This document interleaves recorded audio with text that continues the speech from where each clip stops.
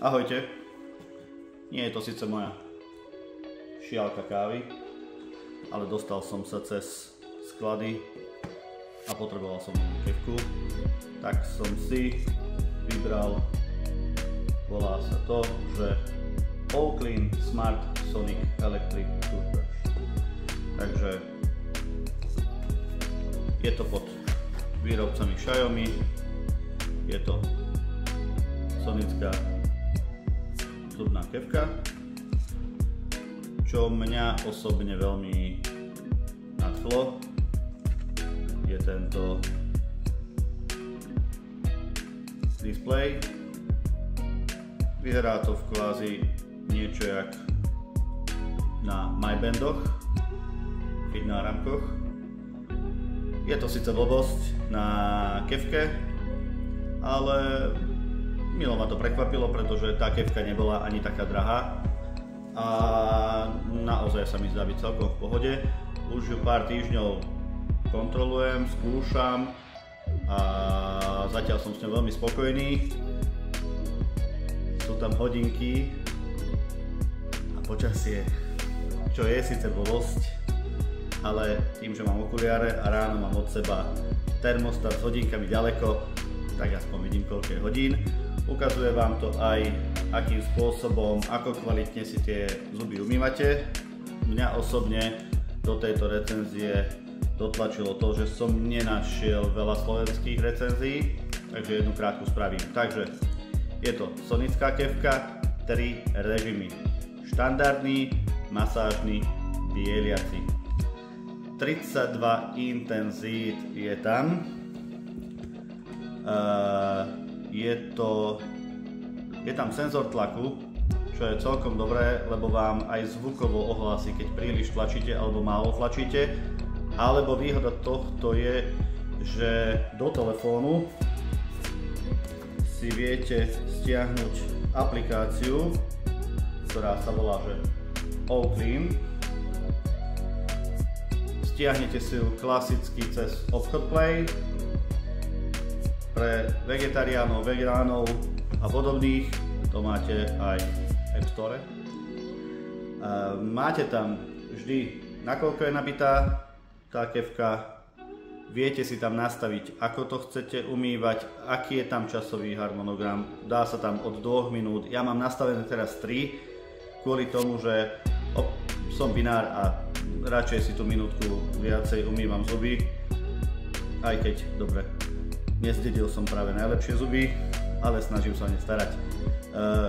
42 000 za minútu, je 42 000 pohybov za minútu a je tam 6-osý gyroskop, ktorý detekuje, v ktorej časti sa nachádzate a či sa dostatočne venujete dlho každej jednej časti, vpredu, vzadu, a keď skončíte, dobré na tej aplikácii je, že si viete pozrieť, akým spôsobom ste si tie zuby umyli. Máte tam normálne kalendárny rozpis a viete si tam potom pozrieť v rámci tohto, ako ktorú časť ste si umyli správne. Ja som si dneska ráno, máte tam, že ako kvalitne, na 99%, 2 minúty 30 som si dneska umýval a máte tam všetky hlásenia za posledné umývania. Máte tu hore kalendár, kde si načítate dni, dokonca som pred pár týždňami skúšal, že si zle umiem zuby, ale nedostal som sa, vidíte, keď si zle umývate, to som spravil na schvál, tak zostanú tie zuby červené, alebo vám začne len vynechávať, niektoré sú biele, tie sú dobre umyté, ostatné zostanú červené, to znamená, že sú není dobre umyté a je tam veľmi veľa pre niekoho užitočných, pre niekoho nie informácií. Klasika, balenie je veľmi elegantné, máte tam miesto, kde sa nachádzala kefka, máte tam stojan